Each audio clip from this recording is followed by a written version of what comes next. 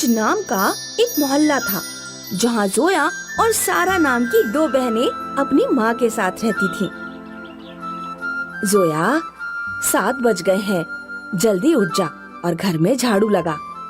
मैं नहीं उठूंगी माँ, कल भी मैंने ये झाड़ू लगाई थी, आज सारा की झाड़ू लगाने की बारी है। सारा ने सारी रात पढ़ाई की है, उसे आराम की जरूरत है। अब जल्दी उठ जाओ वरना झाड़ू से पिटाई लगाऊंगी। जोया का मन पढ़ाई में नहीं लगता था, जबकि सारा को किताबें बहुत पसंद थी। इसीलिए जोया और सारा की माँ सारा को ज्यादा प्यार करती थी और उससे कोई काम भी नहीं कराती थी। ले आना बिटिया, 1 कटोरी आटा, 1 कटोरी चावल, गरीब की दुआ मिलेगी बेटा। सारा, मैं दूध गर्म कर रही हूँ, क्या तुम बूढ़ी अम्मा को आटा दे आओगी? तुझे दिखाई नहीं देता कि मैं पढ़ाई करने में बिजी हूँ? मुझे डिस्टर्ब मत कर। आखिर जोया ही दूध गर्म होता छोड़कर बूढ़ी औरत को आटा देने गई। बूढ़ी औरत घर से काफी दूर जा चुकी थी। जोया आटा लेकर दौड़ती हुई बूढ़ी औरत के पास गई। माफ करना अम्मा, आज कुछ देर हो गई। कोई बात नहीं बिटिया, तुम्हारी जगह कोई और होता तो मुझे इतनी दूर तक भीख देने नहीं आता।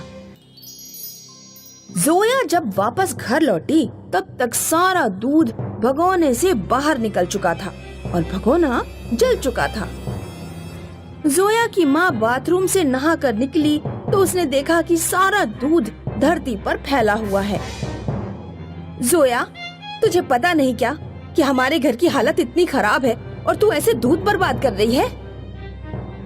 माँ, मुझे माफ करना, मैं बूढ़ी अम्मा को आटा देने गई थी, सारा यही बैठी थी, ये भी तो दूध देख सकती थी। मैं पढ़ाई कर रही थी ना। जोया, दूध खराब करने के लिए तुझे सजा मिलेगी। 2 दिन तू घर का सारा काम करेगी, लेकिन तुझे खाने को कुछ नहीं दिया जाएगा। जोया को 2 दिनों तक भूखा रहना पड़ा।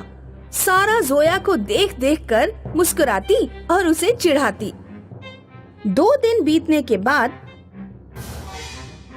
रात में जब सारा चारपाई पर सो रही थी तो जोया ने गुस्से में उसकी चोटी में आग लगा दी।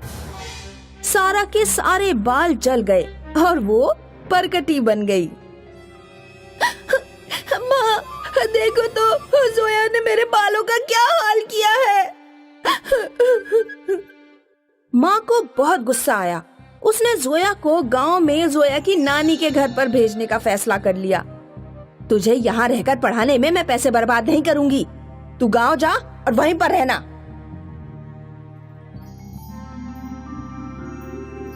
जोया की परवरिश गांव में हुई, उसे शिक्षा भी अच्छी नहीं मिल पाई।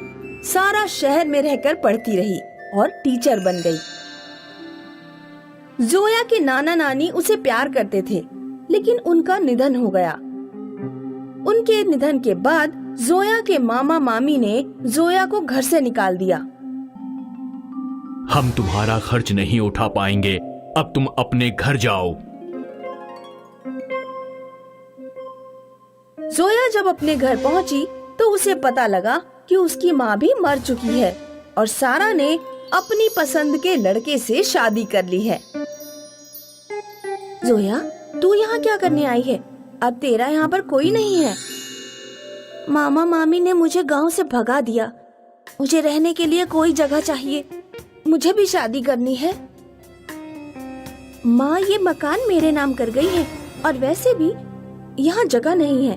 कुछ दिन बाद मेरे भी बच्चे हो जाएंगे, हमारा परिवार ही इस छोटे से घर में मुश्किल से रह पाएगा, इसीलिए तू अपना ठिकाना खुद ही खोज।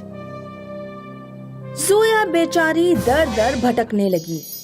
बहुत से रिश्तेदारों से उसने मदद मांगी, लेकिन कोई भी उसे ज्यादा दिनों तक अपने घर नहीं रख पाया। एक दिन जब जोया रेलवे लाइन के किनारे बैठकर रो रही थी, तो उसे नदी पार से वही बूढ़ी औरत आती दिखाई दी, जिसे वो कभी आटा दिया करती थी। अम्मा, आप अभी तक जिंदा हैं? हाँ बेटी, ईश्वर की कृपा से मैंने लंबी उम्र पाई है। तुम रो क्यों रही हो? जोया ने अपनी सारी परेशानी बूढ़ी औरत को बताई। मेरे साथ आओ। बूढ़ी औरत जोया को एक कटहल के पेड़ तक लेकर गई और उसने पेड़ से एक कटहल तोड़कर जोया को दिया। ये साधारण कटहल नहीं है। इस कटहल को तुम मनचाहा रूप दे सकती हो। तुम कटहल को जो भी रूप दोगी 24 घंटे बाद कटहल अपने असली रूप में आ जाएगा। हे जादुई कटहल, तू एक छोटा सा घर बन जा। पलक झपकते ही कटहल एक सुंदर घर में बदल गया। जोया के पास अब रहने के लिए घर था। खाने के लिए वो सब्जी और फल जंगल से तोड़ लाती थी। 24 घंटे बाद जब कटहल मकान से अपने असली रूप में आ जाता तो जोया उसे दोबारा आदेश दे देती। पूरे मोहल्ले में सोने के महल की चर्चा होने लगी। बात सारा के कानों तक पहुंची। सारा को पता लगा कि जोया के पास एक जादुई कटहल है जिसे कोई भी रूप दिया जा सकता है।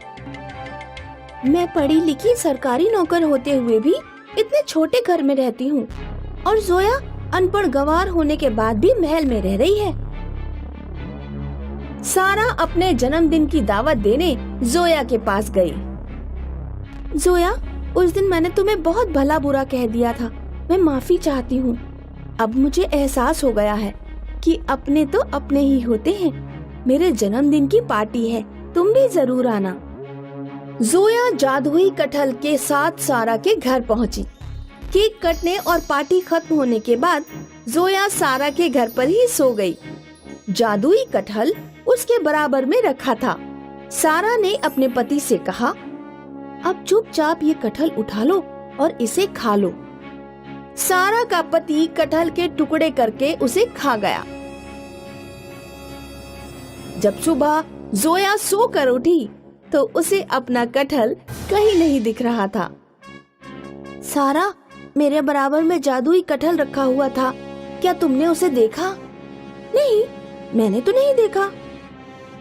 ऐसा कहकर सारा नहाने चली गई।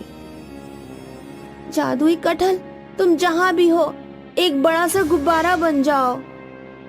जोया ने ऐसा इसलिए कहा कि जब कटहल बड़ा गुब्बारा बन जाएगा तो वो जहाँ भी होगा उसे दिख जाएगा। अचानक सारा के पति का पेट फूलने लगा क्योंकि कटहल उसके पेट में था। सारा जल्दी यहाँ आओ, मेरा पेट फूलकर फटा जा रहा है। अरे रे रे, ये क्या हो रहा है? कोई मेरे पति को बचाओ।